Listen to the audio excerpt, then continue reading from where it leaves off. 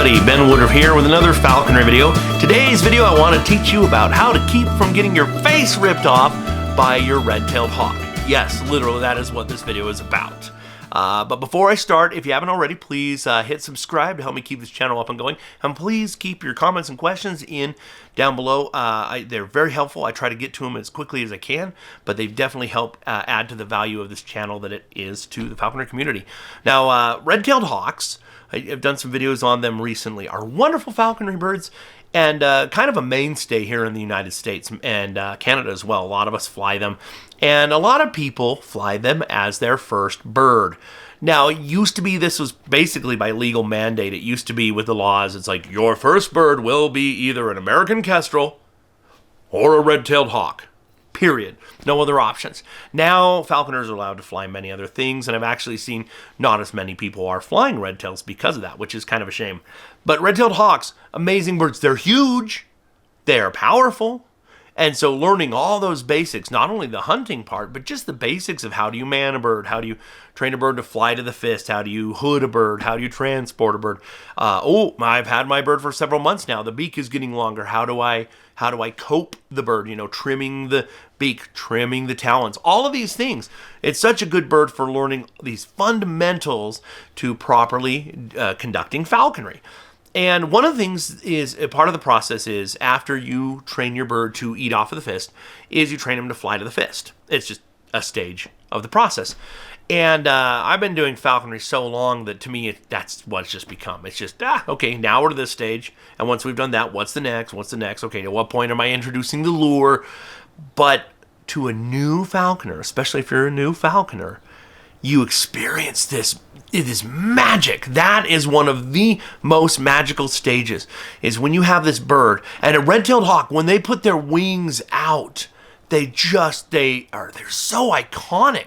They look like every nature documentary you've ever seen, where some trained but supposedly wild raptors flying towards the camera. And you're like, whoa. And now you have trained this animal from the wild, and now you've got your glove up, and it is flying towards you. It's a speck, and it's flying closer, closer. The wings are out, and the last minute it puts his wings out, and it just steps out of the air onto your glove. And it's like a shaft of comes down, and you're like, wow, this amazing thing. It is beautiful. It is. And from a biochemical perspective, the dopamine hit you get, I mean, we're all addicted to our phones and all the, what's the latest app that gives us a dopamine hit? There is nothing like, I've trained this bird, trapped this bird, trained this bird, worked with it, and now it's flying free, and it's coming, and it's landing with those broad buteo wings, those broad soaring hawk wings, landing on your fist. It is such a high, and it's almost addicting. So here's the thing. Red-tailed hawks usually train pretty fast. They train pretty well. And fairly predictably, you can kind of go down a checklist of, now I've done this, now this, now this. And now you get out in the field. Now you're hunting, or hey, we're like, I'm going to go visit my parents or go visit my friend, and I'm going to bring my hawk along. Hey, look, here's my hawk. Hey, why don't we fly in the backyard a few times? And you fly it to the fist a few times. And they're like, hey, you want to try it? You put the glove on them, they try it. It's like, wow, you share that high with them, that amazing nature experience. And it's cool. But you're unknowingly causing a problem that's going to show up later. Okay? I have videos that address this in more general terms. But basically, raptors, falconry is not natural. It's not natural to have a hunting partner that you can trust. Once you're away from your parents and you don't have a mate, everybody wants to kill you and take your food, take your territory. And so food, a kill, I killed a rat. Okay, it's mine. I'm going to mantle over it. And you're going to come near me? I'm going to attack you. That is the mentality, because everybody wants to kill you and take your food. You're not seeing any of that probably at the moment. Yeah, they might mantle over your fist a little bit, but you're just having fun. You're still out hunting. You're still flying. You'd be maybe calling them to the lure, but every time you're flying them to the fist, remember, your glove, that gauntlet that has meat on it, is the kill. In the bird psychology, boom, I caught something, I'm mantling over it, it's mine, and I'm going to eat it. And that is why you've seen other videos where I talk about how to overcome a bird being sticky-footed. Sticky-footedness is when which is the birth of this problem when you start to see little bits of it, is when you go to fly them off of your glove or even just set them down off your glove and they're like, and they don't want to. They're like dragging their claws. Their instinct is telling them, don't let go of your meal. Even though all the meat has been eaten, this glove that I caught, I've never left. My talons have never left, nor should they. So what happens to so many new falconers? You have a good season, you have a little bit of sticky-footedness, but you have unknowingly flown your bird to the fist with food on it more than you should have. Now, hopefully, you have a good sponsor that told you, hey, gotta cut this back. So then what happens? You bring your bird out. It's a new season. It's round 2. You've fattened it up over the summer. It's grown a new set of feathers, and now this redtail has a beautiful red tail. And you start cutting the weight, and you start, okay, eat off the fist, good, just like last year, okay, hop to the fist, good, now we get your weight to the right weight, and now we're going to start flying to your fist and getting you exercised before we start going hunting rabbits again.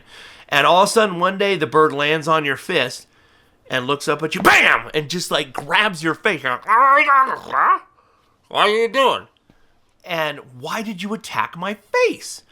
And it starts to increase. This happens to so many new redtail flyers, and they don't understand like what went wrong.